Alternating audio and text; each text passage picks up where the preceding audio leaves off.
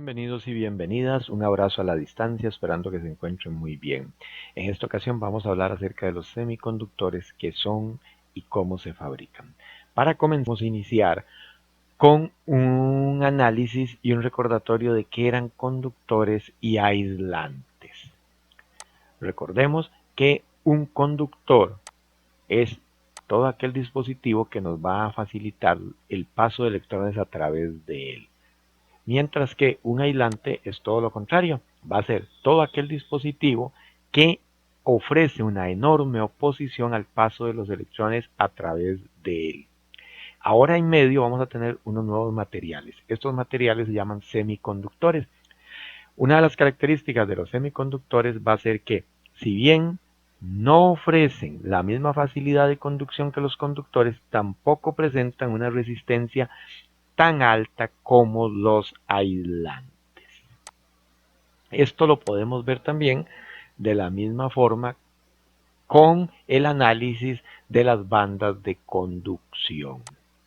Observemos acá cómo tenemos los aislantes, los semiconductores y los conductores. Para comprender mejor cómo funciona este asunto de las bandas de conducción, vamos a retomar un concepto que ya habíamos visto antes, que es la órbita de valencia, los electrones de valencia y cómo podemos desprender a estos de estas órbitas.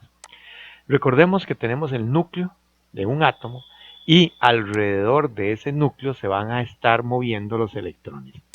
Alrededor de ese núcleo, en algún determinado momento, se va a generar una órbita que se llama la órbita de valencia. Una de las características de esta órbita de valencia es que la distancia que tiene entre el núcleo y la órbita de valencia, que esta sería la órbita de valencia, entonces la distancia que hay entre el núcleo y la órbita de valencia es enorme, electrónicamente hablando. Por lo tanto, la fuerza final que puede ejercer este núcleo sobre esta órbita de valencia es muy poca.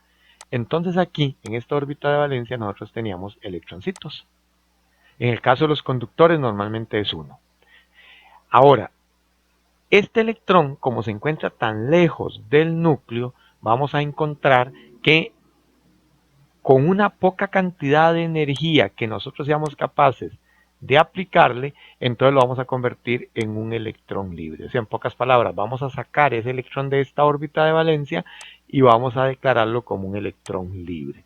Recordemos que al movimiento de estos electrones libres le llamábamos corriente eléctrica, ¿verdad? Por eso la definición de corriente eléctrica es el paso de electrones libres a través de un conductor. Asimismo vimos que en el caso de un aislante, pues era muy difícil desprender estos electrones. ¿Por qué? Porque esta distancia que está aquí en el caso de los aislantes es muy pequeña. Entonces lo que va a generar es que la fuerza que este núcleo ejerce sobre este electrón es relativamente alta y por ende no vamos a poder desprenderlo fácilmente. Esto se representa acá en las bandas de conducción del modelo con esta banda de color amarillo. Observemos que en el caso de los aislantes, presentamos que la banda amarilla, que es la banda de prohibida, es enorme. O sea, ¿qué quiere decir eso? Que la fuerza con que el núcleo retiene a sus electrones es muy alta. Sin embargo, observemos en el caso de los conductores que prácticamente hemos eliminado la banda prohibida. Eso quiere decir que la fuerza que ejerce el núcleo sobre los electrones es muy poca. Pero acá, en el caso de los semiconductores, vemos de que existe una distancia promedio. O sea, esta órbita de valencia no está tan lejos del núcleo como para poder desprender fácilmente los electrones y tampoco estos electrones de acá están tan cerca del núcleo como para que sea imposible desprenderlos. Por lo tanto, vamos a encontrar que se encuentran en un estado intermedio. Acá podemos observar nosotros que en realidad en el campo de los semiconductores existen 13 semiconductores identificados en la tabla periódica de los elementos. Acá en gris podemos observar los semiconductores que pertenecen al grupo metálico. En celeste podemos observar los semiconductores que pertenecen al grupo de los no metales. En verde podemos observar los semiconductores que se encuentran en el arreglo de los metaloides. Acá quiero hacer mucho énfasis. Observemos estos dos de aquí. Vamos a hacer un pequeño... Entonces vamos a tener acá que ustedes pueden observar que tenemos el silicio y que tenemos el germanio. El silicio y tenemos el germanio. Recuérdense que en la tabla periódica vamos a encontrar la estructura atómica de los elementos. Entonces, fíjense que nos está diciendo que el silicio cuenta con 14 electrones. Con 14 electrones. Mientras que el germanio nos están diciendo que tiene 32 electrones. Que tiene 32 electrones. Ahora, en la naturaleza, a pesar de que podemos encontrar los 13, repito aquí para que no haya ninguna duda, los 13 semiconductores, en realidad los más abundantes son el silicio y el germanio. Y aquí, dentro de estos, el más abundante va a ser el silicio. Por eso, prácticamente todos los dispositivos electrónicos constituidos de semiconductores están hechos de silicio. A partir de aquí vamos a poder seguir con el estudio de estos dos semiconductores un poco más a fondo y vamos a ver cuál es su estructura atómica y cómo los podemos utilizar en electrónica. Acá tenemos un átomo de silicio. Como ustedes pueden ver, este átomo va a presentar precisamente que tiene 1, 2, 3 órbitas alrededor de su núcleo. En la primera tiene 2 electrones, en la segunda tiene 8 electrones y observemos la última capa. En la última capa nosotros podemos observar que tiene 1, 2, 3 y 4 electrones de valencia. Recordémonos de que estos electrones van a estar influenciados por una fuerza que va a partir desde el núcleo hasta cada uno de ellos y que dependiendo de esta fuerza, así será la energía que nosotros requerimos para poder desprenderlos. El símbolo químico del silicio es Si y podemos encontrar acá, ver en este recuadro, que esta es la forma en que encontramos naturalmente el silicio. Algo importante de rescatar acá es que el silicio en su estado natural, como lo podemos ver acá, es un producto eléctricamente neutro. Eléctricamente neutro. ¿Qué quiere decir eso? Que desde la perspectiva de vista electrónica, él no aporta ni cargas positivas ni negativas, es neutro. Por lo tanto, la utilidad que se le pueda dar en este momento es muy poca.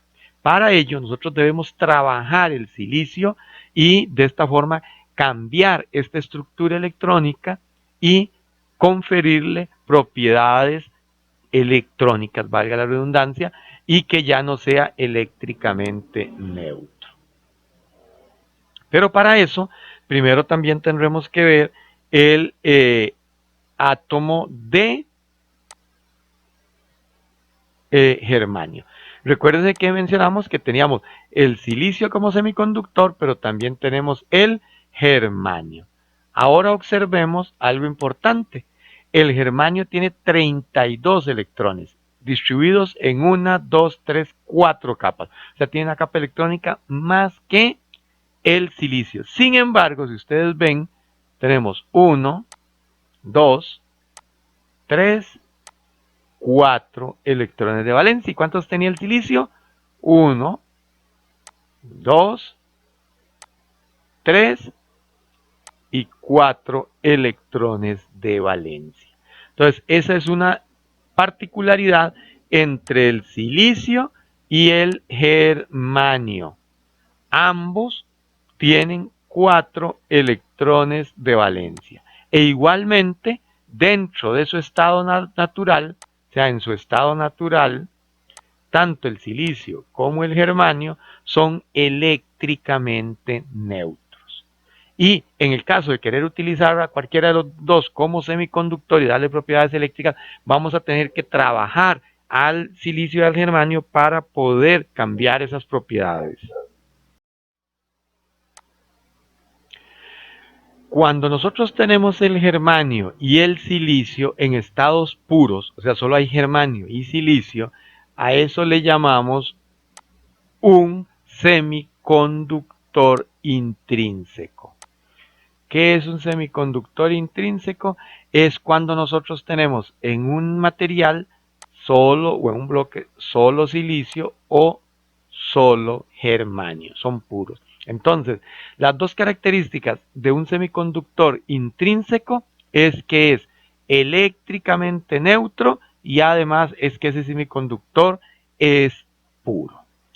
Entonces aquí tenemos la siguiente disyuntiva. ¿Cómo podemos utilizar el silicio como un semiconductor para la fabricación de dispositivos electrónicos si es eléctricamente neutro?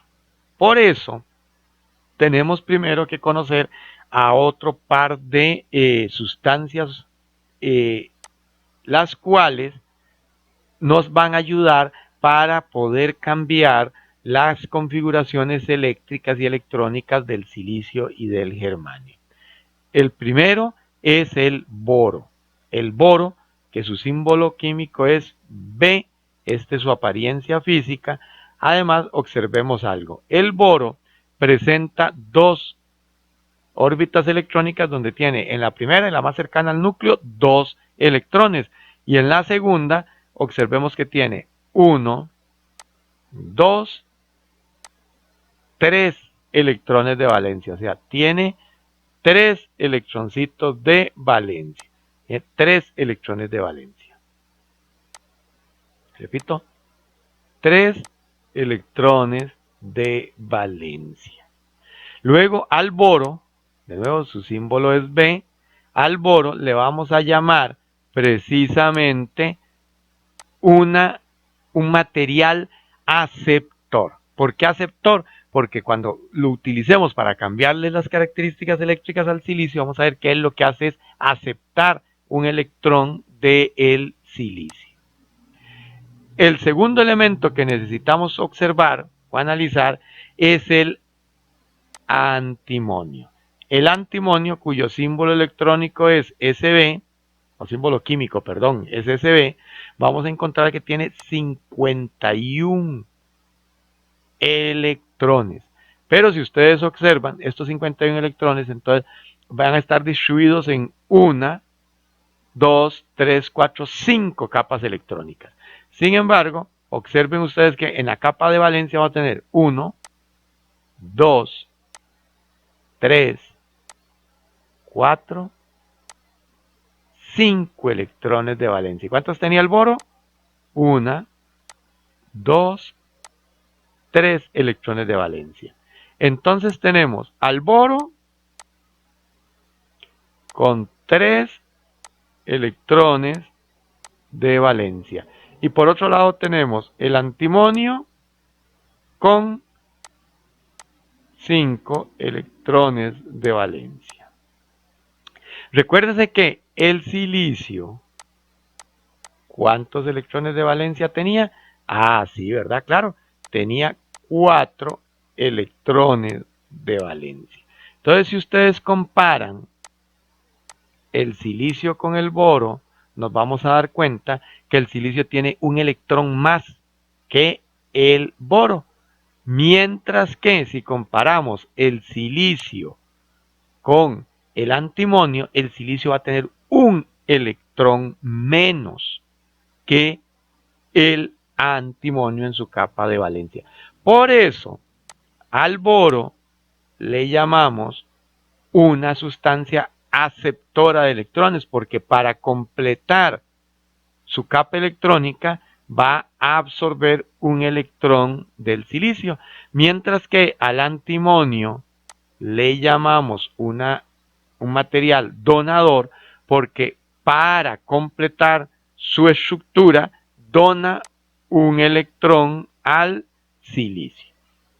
En la siguiente diapositiva vamos a ver que en realidad este fenómeno, esta posibilidad, o estas características de tener 3 electrones de valencia y 5 electrones de valencia son las que nos van a permitir, repito, son las que nos van a permitir precisamente poder cambiar las características eléctricas del silicio, porque hasta aquí el silicio ha costado un montón de dinero, pero sigue siendo eléctricamente neutro. Sigue siendo eléctricamente neutro. Entonces, ¿qué pasa si nosotros tomamos un átomo de boro y llenamos una jeringa, metafóricamente hablando, claro está, de boro? Y una vez que yo tenga una jeringa llena de boro, tomamos esa jeringa y se la inyectamos a un trozo de silicio. Aquí hay algo importante que recordar, que el boro tenía ¿cuántos? Exacto, 3 electrones de valencia. ¿Y cuántos tiene el silicio? 4 electrones de valencia. Entonces, una vez que nosotros tomemos y inyectemos boro dentro del silicio, entonces vamos a cambiar las características eléctricas y electrónicas del silicio. Y el resultado que nosotros vamos a obtener es precisamente este que ustedes pueden ver acá. Observen que aquí tendríamos un átomo de silicio, por ejemplo. Aquí tenemos otro átomo de silicio, tenemos un átomo de silicio y tenemos un átomo de silicio. Cuando el boro se mezcla con el silicio, resulta que lo que pasa es que van a comenzar a compartir estos electrones. O sea, el boro tiene aquí un electrón y lo comparte con este electrón. El boro comparte este electrón con este electrón, mientras que este electrón lo compartimos con este electrón. Pero tenemos un pequeño problema. Es que este electrón de aquí ahora no tiene con quién ligarse con respecto al boro. Entonces surge precisamente algo que ustedes están observando acá. Y es que si ustedes ven exactamente aquí donde está la punta de la flecha, se va a generar lo que llamamos un hueco o un agujero. Un hueco o un agujero. Eléctricamente hablando, los huecos o agujeros van a tener una carga positiva. Ese es el secreto del asunto, van a tener una carga positiva. Como tienen una carga positiva, entonces quiere decir que por cada cada átomo de boro que nosotros inyectemos al silicio, vamos a obtener una carga positiva. Ahora imagínense ustedes que nosotros vamos a inyectar miles de millones de átomos de boro dentro de ese trozo, dentro de esa piedra de silicio, dentro de ese bloque de silicio. No puede ser una piedra, ¿verdad? Es un bloque de silicio. Entonces, dentro de ese bloque de silicio vamos a inyectar miles de millones de átomos de boro. Como insertamos miles de millones de átomos de boro, comenzamos a tener miles de millones de cargas positivas dando vueltas por ahí. O sea, ese bloque empieza a llenarse de cargas positivas, de cargas positivas y de cargas positivas. ¿Quién genera este montón de carguitas positivas? Exactamente. ¿Quién los genera? Este señor de aquí, precisamente.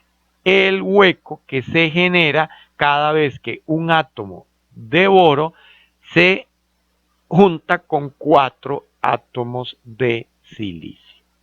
Y como esto se reproduce por miles de millones, entonces vamos a tener miles de millones de cargas positivas dando vueltas ahí.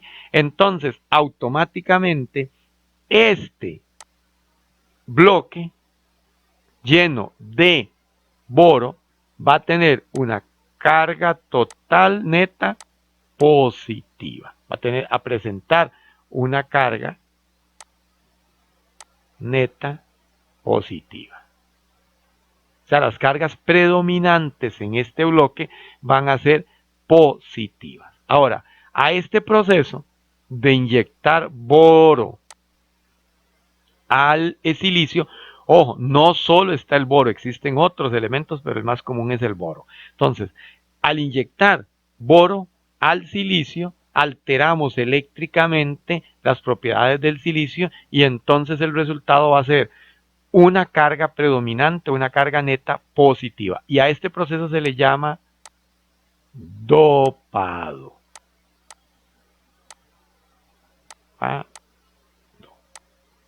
Se le llama dopado. Que es lo mismo, dopar al silicio. Entonces, ¿qué sería dopar al silicio? Es ingresar una vez que esté puro. Ojo, y lo voy a poner por aquí porque es muy importante. Si el silicio no está puro, no sirve. Puro. Una vez que yo tengo un cristal de silicio puro, tomo y le inyecto otra sustancia. ¿Con cuál objetivo? Cambiar sus características eléctricas. Cambiar sus características. Entonces, en este momento nosotros acabamos de cambiar las características eléctricas del silicio. Entonces, en este caso, una vez que yo le cambie las características eléctricas al silicio, entonces surge un nuevo tipo de semiconductor, que le llamamos semiconductor extrínseco. Es aquel que se puede dopar para tener un exceso de electrones libres o un exceso de huecos. Exactamente eso. Entonces, en este caso, el silicio fue dopado y el resultado fue obtener una carga, repito, una carga eléctricamente positiva en este material que fue dopado. ¿Y qué era dopar? Y meter dentro del silicio un elemento externo a él. Entonces, aquí lo que vamos a obtener, lo podemos ver aquí un poco. Entonces, a este material que está aquí, a este material que surgió producto de unir el boro con 4 átomos de silicio, se le llama semiconductor tipo P.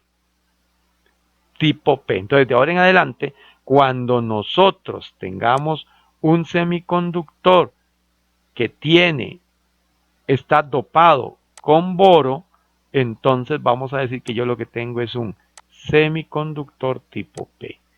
Obvio está que P es de positivo. Entonces vamos a tener un semiconductor tipo P. Entonces, ¿qué quiere decir eso? Que cuando nosotros hablemos de un semiconductor tipo P, automáticamente sabemos que lo que hicimos fue inyectar dentro del silicio un elemento que tenía menos electrones en su capa de valencia que el silicio. Y por lo tanto generó un hueco y ese hueco genera la presencia de miles de millones de cargas positivas que al final le van a cambiar la polaridad electrónica a este material, a este silicio, y entonces antes era eléctricamente neutro y ahora va a ser positivo. Va a ser positivo. Muy bien, entonces, en resumidas cuentas, tenemos un bloque de silicio. Ese bloque de silicio lo podemos dopar, o sea, le podemos introducir otro elemento, que si este elemento es como el boro, que tiene solo 3 electrones de valencia, entonces al recombinarse, por cada 4 electrones de silicio se acomoda uno de boro, pero me va a generar un electrón, un faltante electrónico ahí. O sea, se va a generar lo que llamamos un hueco. Y en electrónica, los huecos son positivos. Por lo tanto, la carga total eléctrica de ese nuevo bloque de silicio va a ser positiva y por eso se le llama semiconductor de tipo P. Semiconductor de tipo P, que la P viene de positivo. Ahora imaginen ustedes que tenemos entonces un átomo de antimonio y hacemos el mismo procedimiento. Llenamos una jeringa de antimonio, recuerden, metafóricamente hablando, e inyectamos al silicio. En primera instancia debemos observar que y recordar 1, 2, 3, 4 y 5 electrones de valencia. Y el silicio tenía exactamente eso, 1, 2, 3, 4 electrones de valencia. ¿Qué va a dar como resultado esto?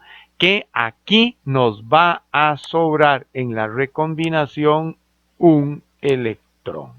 Recuerden que, de nuevo, al proceso de tomar e inyectarle, en este caso, antimonio al silicio se llama dopar, ¿verdad?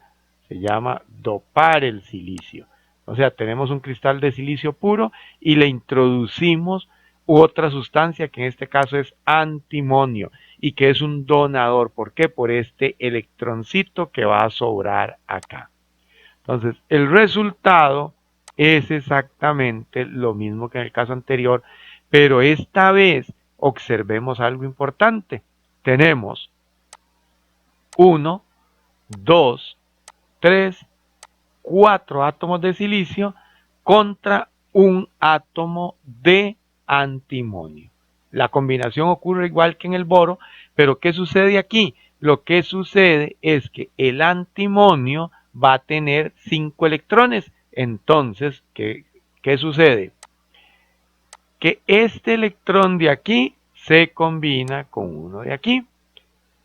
Este electroncito de aquí se combina con otro electrón de aquí. Este electrón de aquí se combina con este electrón de aquí. Y este electrón se combina con este otro electrón. Entonces, si ustedes observan, el resultado de eso fue que nos está quedando un electroncito libre, ¿verdad? Nos queda un electrón que no se recombinó. Ese electrón es lo que me genera un electrón libre acá en la combinación. Precisamente por cada átomo de antimonio se agrupan 4 átomos de silicio, pero sobra un electrón. ¿Y cuál es la carga del electrón? Negativa. Ahora, imaginen ustedes que yo inyecto miles de millones de átomos de antimonio y entonces, ¿cuál será el resultado? Un montón de electrones, un montón de electrones libres. Por lo tanto, antes, este bloque de silicio era eléctricamente neutro y ahora va a tener una carga predominantemente negativa. Eso va a dar como resultado entonces una alteración, igual que en el caso anterior, de la estructura electrónica del silicio, nada más que esta vez la acumulación fue una carga eléctricamente negativa. E igualmente a este semiconductor se le llama un semiconductor extrínseco. Recuerden que un semiconductor extrínseco va a ser aquel que esté como dopado, ¿verdad? Dopado. Es el que esté dopado. Por lo tanto,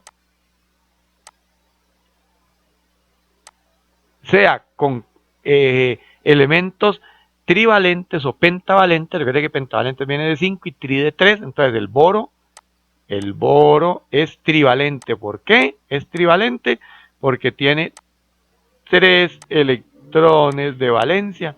¿Por qué el antimonio es pentavalente?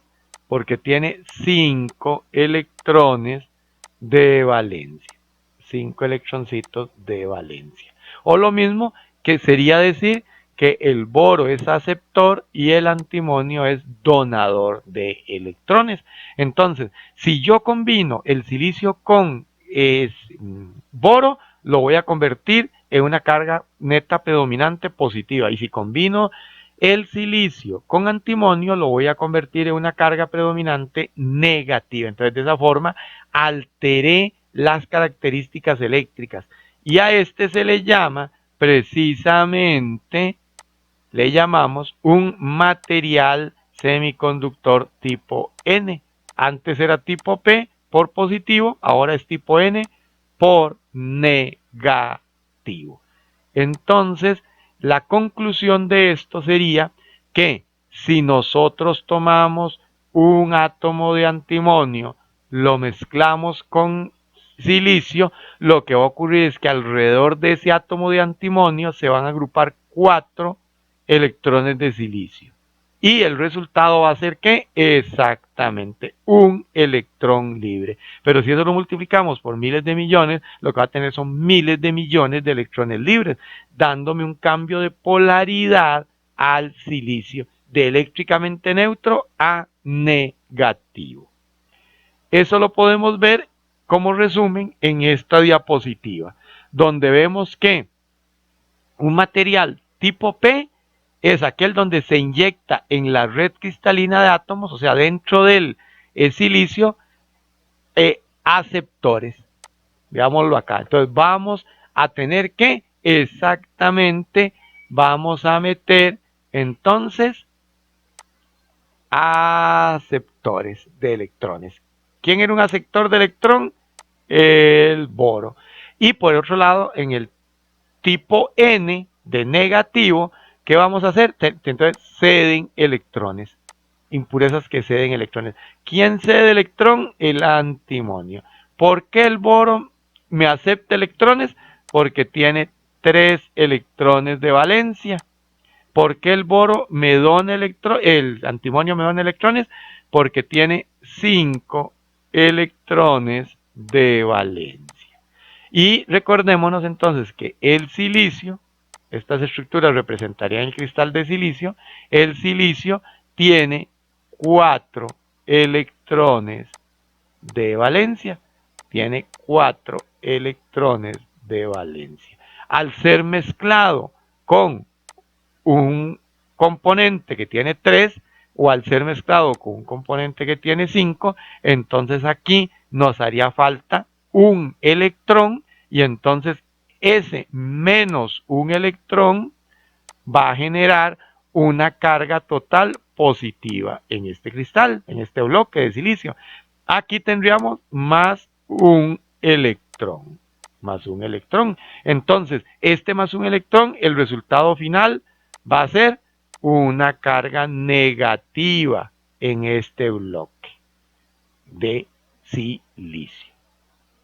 Entonces, como colorario o como conclusión, podríamos decir que nosotros en la naturaleza vamos a encontrar conductores, que son aquellos que dejan circular fácilmente la corriente eléctrica a través de ellos, aislantes, que son todo lo contrario, se van a oponer al paso de la corriente eléctrica, y en el medio va a tener semiconductores, que son materiales que tienen propiedades entre conductor y aislante, o sea, no dejan pasar tan fácilmente los electrones como los conductores, pero tampoco se oponen tan fuertemente al paso de los electrones como los aislantes.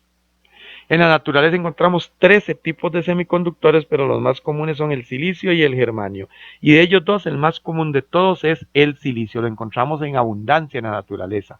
Lo que pasa es que en la naturaleza están contaminados con otros elementos. Por lo tanto, antes de usarlos debemos purificarlos, limpiarlos. Es un proceso caro y costoso. Al final lo que obtenemos es un bloque, un trozo, un pedazo de silicio puro, o sea, que solo contiene silicio. Este silicio es eléctricamente neutro, así que desde el punto de vista electrónica no nos sirve para nada. Pero sí podemos utilizarlo si hacemos un tratamiento de alteración de su estructura electrónica. Además, cuando sea el germanio o el silicio se encuentran cumpliendo esas dos características que son eléctricamente neutro y que son puros, entonces se llaman semiconductores intrínsecos. Ahora, antes de poder usarlos a nivel electrónico tenemos que cambiar su constitución electrónica, porque recuerde que son eléctricamente neutros. Para eso lo que hacemos es, aunque suene un poco paradójico, una vez que lo limpiamos volvemos a contaminarlo, pero esta vez la contaminación es controlada. Entonces nosotros vamos a inyectar dentro del silicio elementos. Podemos inyectar dos tipos de elementos. Recordémonos de que el silicio tiene 4 electrones de valencia. Al tener 4 electrones de valencia, entonces, si nosotros le inyectamos un elemento trivalente, o sea, en pocas palabras, que tenga 3 electrones de valencia, entonces ahí lo que vamos a tener es la pérdida de un electrón, o sea, vamos a tener menos un electrón en la cadena de enlaces covalentes. Por lo tanto, al final, esa pérdida de ese electrón lo que me va a generar es un exceso de cargas positivas. Entonces la conclusión es que si nosotros le inyectamos al silicio un elemento trivalente, la carga final que adquiere el silicio es positiva. Y si al contrario nosotros tomamos un silicio y buscamos un elemento que sea pentavalente, o sea que tenga un electrón más que el silicio, en este caso 5, entonces la recombinación de este elemento que podría ser, y en el caso del ejemplo y del videotutorial, es el antimonio, que su símbolo químico es Sb, entonces al combinar un átomo de antimonio con 4 de silicio para generar todo el anillo cristalino, entonces resulta que nos va a sobrar un electrón, o sea, vamos a tener más un electrón. Entonces, esto multiplicado por miles de millones, lo que va a generar es que todos esos electroncillos que sobraron va a ejercer o a imponer una carga total negativa en el silicio. Entonces, de esa forma, convertimos un trozo de silicio eléctricamente neutro en un trozo de silicio que va a tener o una carga positiva o una carga negativa. En los próximos videos vamos a poder observar que esto es fundamental porque le va a dar origen a un dispositivo semiconductor o a un componente semiconductor que se llama diodo, y de ahí vamos a llegar a el componente que cambió la electrónica del mundo, que se llama transistor. No habría ni existiría nada en la electrónica hoy en día, no habrían satélites, ningún avión volaría, no podríamos estar filmando este video, no habrían comunicaciones, no habría celular, no habrían computadoras, no habría nada sin el transistor. Y sin el transistor no existiría si no existirían los semiconductores. Entonces, hasta aquí con el tema de los semiconductores, cómo son y cómo se construyen, y nos vemos en un próximo video tutorial. Un abrazo a la distancia, adiós.